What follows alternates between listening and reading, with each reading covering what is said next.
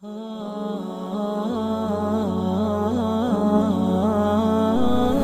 علیکم ناظرین، پروگرام رمضان کے برکات میں خوش آمدید۔ آپ کا میزبان جنید۔ بنیادی طور پر معاشرے میں ہم یہ سنتے بھی ہیں، جانتے بھی ہیں، اور ہمارے ذہن میں یہ خیال بھی ہے کہ جب ہم روزہ رکھتے ہیں تو وہ صرف بھوک پیاس کا روزہ نہیں،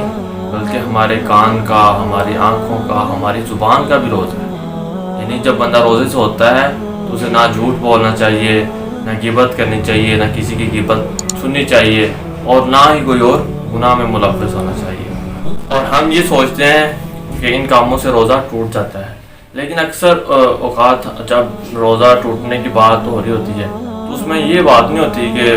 جھوٹ بولنے سے، غیبت کرنے سے آپ کا روزہ ٹوٹ جاتا ہے۔ تو اس کے متعلق ایک جو اتھینٹک بات ہے وہ کیا ہے، تو اس کے لیے ہمارے ساتھ شریک گفتگو ہیں علامہ جمشید علی سعیدی صاحب۔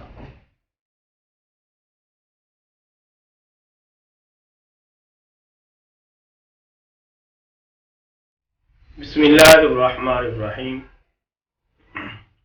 اس کے متعلق سب سے پہلے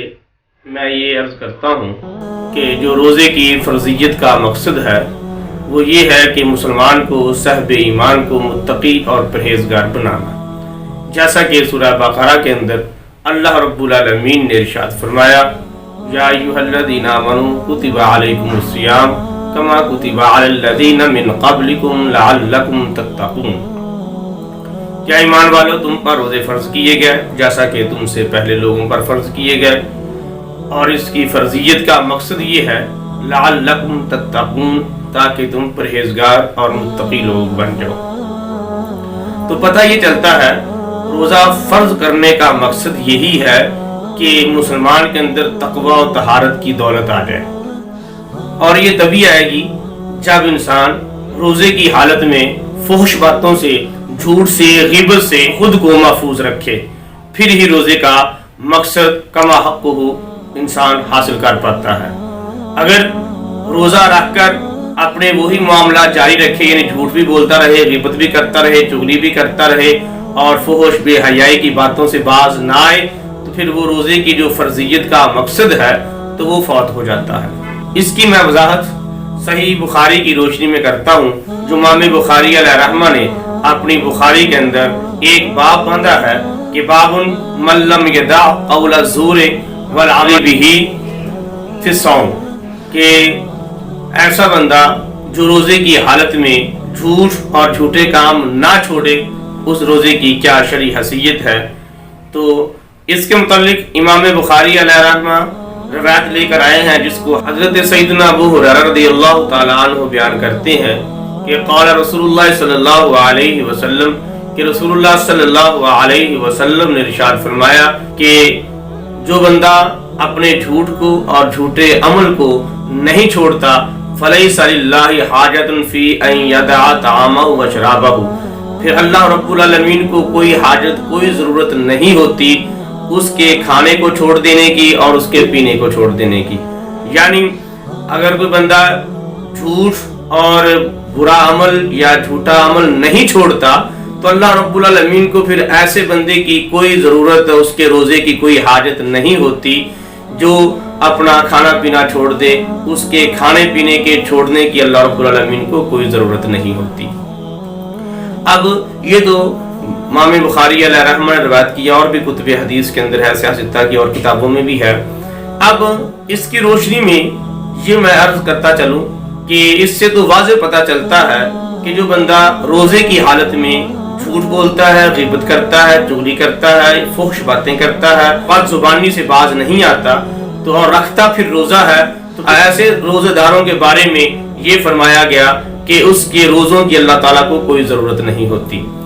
تو اس کے ضمن میں شارحین نے، محدثین نے یہ بھی تفصیل کی ہے، جیسے فتح الباری کے اندر ہے۔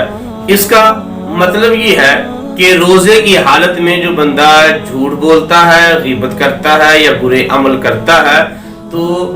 اس سے جو آقا صلی اللہ علیہ وسلم نے فرمایا نا کہ اللہ کو اس کے بھوکے اور پیاسے رہنے کی ضرورت نہیں ہوتی، تو اس کا مطلب یہ ہے کہ اللہ اس کا روزہ قبول نہیں کرتا، اس کے روزے قبول نہیں ہوتے، اللہ تعالیٰ اس کی طرف نظر رحمت نہیں فرماتا۔ اب میں جو سوال پوچھا گیا کہ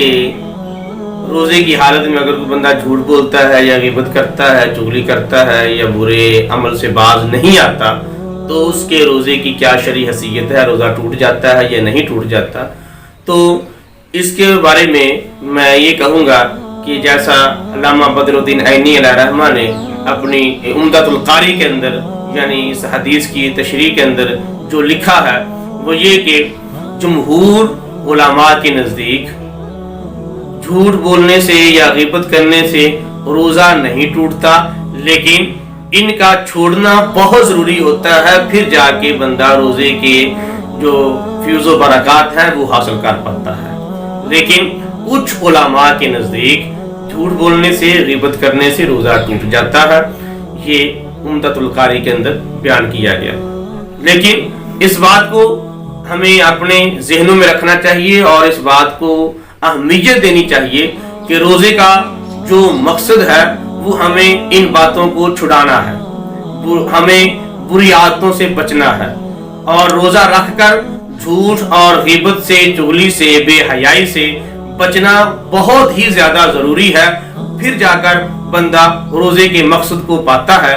وگرنہ روزے کی حالت میں آپ جھوٹ جاری رکھیں گے، برے عمل جاری رکھیں گے، تو پھر اللہ تعالیٰ کو ایسے روزوں کی ضرورت نہیں ہوگی، اور نہ ہی روزے دار کو ان کے روزوں کا اجر و ثواب ملے گا، جیسا کہ مصنف ابن شیبہ کے اندر بیان کیا گیا۔ حضرت امیر المومنین عمر فاروق رضی اللہ تعالیٰ عنہ سے بھی روایت ہے اور مولا علی المرتضیٰ رضی اللہ تعالیٰ عنہ سے بھی روایت ہے، وہ یہ ہے کہ جب بندہ روزہ رکھتا ہے تو اس کے ساتھ اس کی سماعت کا، اس کی بصارت کا بھی روزہ ہوتا ہے، یعنی اس کے کانوں کا، اس کی آنکھوں کا بھی روزہ ہوتا ہے، اور اسی طرح اس کی زبان کا بھی روزہ ہوتا ہے، یعنی زبان سے کوئی ایسی گفتگو نہ نکلے جو شریعت کے خلاف ہو، جو روزے کی شان کے لائق نہ ہو۔ تو اس لیے آقا صلی اللہ علیہ وسلم نے ارشاد فرمایا، جس کو امام بخاری علیہ رحمہ نے بھی روایت کیا ہے، کہ اگر آپ کو کوئی گالی دیتا ہے تو اس کے مقابلے میں گالی نہیں دینی، بلکہ آپ نے اس کو یہ کہنا ہے کہ میں روزے سے ہوں۔ جی ناظرین، تفصیلاً گفتگو آپ نے سماعت کی اور ہمیں یہ معلوم ہوا کہ دوران روزہ ہمیں جھوٹ سے، غیبت سے اور تمام برے اعمال سے دور رہنا چاہیے۔ اور ایک بات واضح کرتے چلوں، یہ صرف خواتین کے لیے یا بچوں کے لیے بات ہی نہیں کی، بلکہ تمام مسلمانوں اور تمام لوگوں کے لیے جو روزے ہوتے ہیں ان کے لیے یہ شرائط ہیں، کیونکہ ہمارا جو کاروباری طبقہ ہے ان کا یہ کہنا ہے کاروبار اپنی جگہ اور نماز روزہ اپنی جگہ۔ ایسی کوئی بھی جو غلط فہمی ہے وہ اپنے اذہان سے دور کریں۔